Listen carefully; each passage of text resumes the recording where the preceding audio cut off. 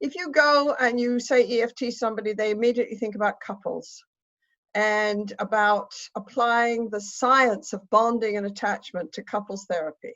However, it has been true all through these last 35 years that while we have been determinedly trying to change the field of couple therapy, the vast majority of us as trainers and researchers have always been working with individuals and families as well.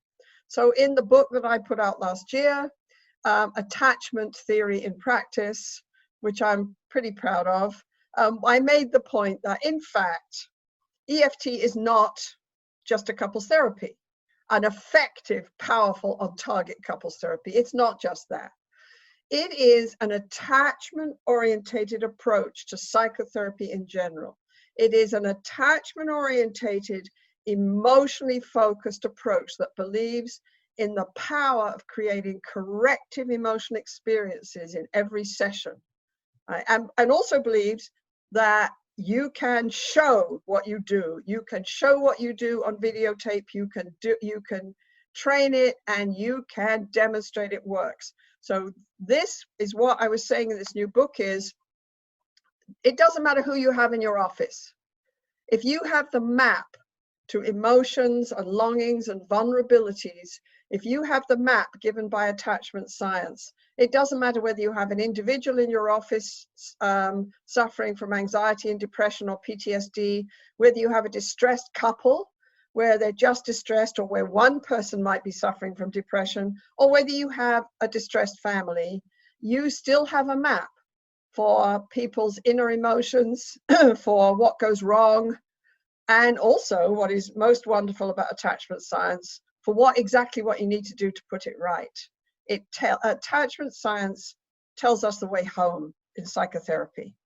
And what I say in the book I put out last year is, attachment science is the obvious choice for a way of thinking and seeing and intervening that creates coherence, makes sense of the whole field of couple therapy. So EFIT, and don't you love the acronym? I love the acronym. EFIT is all the wisdom we've learned in all our studies with couples and working with couples over the years, very distressed couples with all kinds of problems in depression, anxiety, and PTSD. And EFIT is sort of articulating clearly for the first time what this looks like, this attachment-orientated, emotionally focused, humanistic therapy looks like when you apply it just to individuals. And of course, it's amazingly similar to EFT for couples, but it's also kind of a twist. It's like getting your head around a corner, and saying, hey, wait a minute, you can use the same skills. Hey, wait a minute, you can use the same core interventions, which have grown in EFT in the last few years. They're not the same as we were putting out.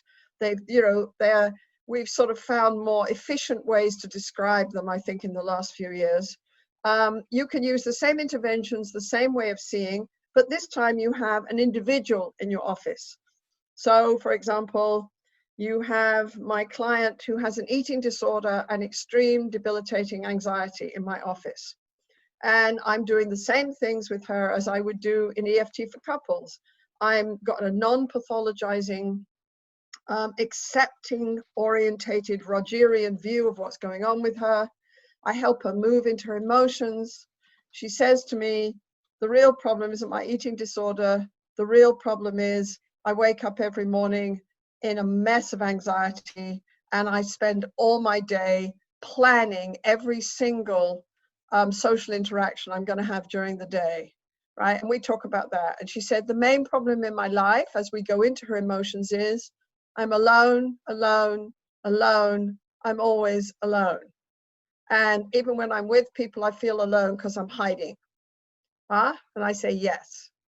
And I say, and of course it's an EFT. So I say, and do you feel safe here? Do you have to hide with me? And she tears and she says, no, you see me. I say, good.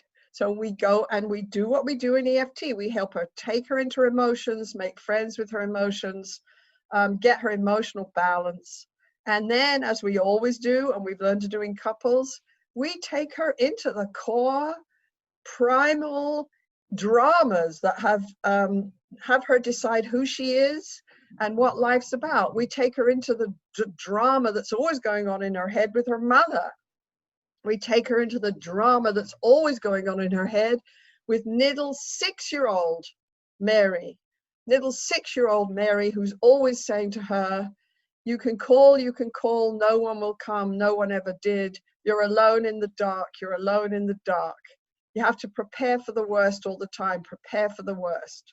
And when I take her in, I help her shift her emotions so that they're clearer and they're more manageable. And then I take her into these scenarios. I say, close your eyes. Can you close your eyes? And can you see little tiny Mary? And can you hear her calling and saying, I'm alone in the dark, I'm alone in the dark? And she says, yes. And she cries for her, right? And I hold her hand and we cry for Mary. And then I say, what would you like to tell her? As the big Mary who did survive, the one who came and found me, the one who's sitting in my office doing brilliant work, the one who's, able to talk to me about all these things with such clarity. What would you like to say to her? And she says, I'd like to say to her, you're scared, but Sue says everybody's scared. You're scared and it's okay. You're strong and I'm here now. I've grown up. I'm here and I can do it and I can understand and I'm going to hold you. I say, good. Could you have this image of picking her up and holding her to your chest? And she says, yes. And I say, what does that feel like? And she says, oh, it feels like I've put this huge weight down, this weight that's been on me all my life. So we create these powerful corrective emotional experiences, just like we did with couples and we can do with families. We're talking to people about how to create this with individuals. And we're doing a huge study right now, the first one on EFIT. And, it's going to work. I know it's going to work. And I'm used to my studies working because I think it's because I'm so passionate about what I do. And so are all the therapists. And, I expect the therapist to come out of their office in this study and do what I saw all my therapists do in the couple studies, which is come out of the office and go, yes. Okay, like it's exhilarating. It's exhilarating to feel on target and like you have a map to people's inner world. You can take them into it. You can be there with them. You know how to tune into them. You know how to make sense of their experience. And then you can lead them home. You can lead them out into these new interactions with all the characters in their head. Your Irvin Yalom, who I love to death, said, and I interviewed a few years ago, it was a great honor for me. He says, a good therapist gets to know the cast of characters inside your client's head, right? Well, what we do is we help people pick the key attachment figures, the key cast of characters, and help them have new, powerful dialogues with those people. So we're excited as hell about it. I'm excited as hell. I go off to my practice. I'm just seeing individuals right now. I'm just doing EFIT, which feels a bit weird not to have a couple come into my office. But I'm just as excited as hell about it. And I hope that we're going to make a contribution to the individual therapy field. Of course we are. What the hell? We know how people work. We know how to create these powerful emotional experiences. So EFT is just on fire right now, with new books coming out on family, a new book, I revised the book on couples. We've got the 3rd edition and I'm going to write one on EFIT and we're doing a study on EFIT. So I invite people to just come and see what we're doing. It's great.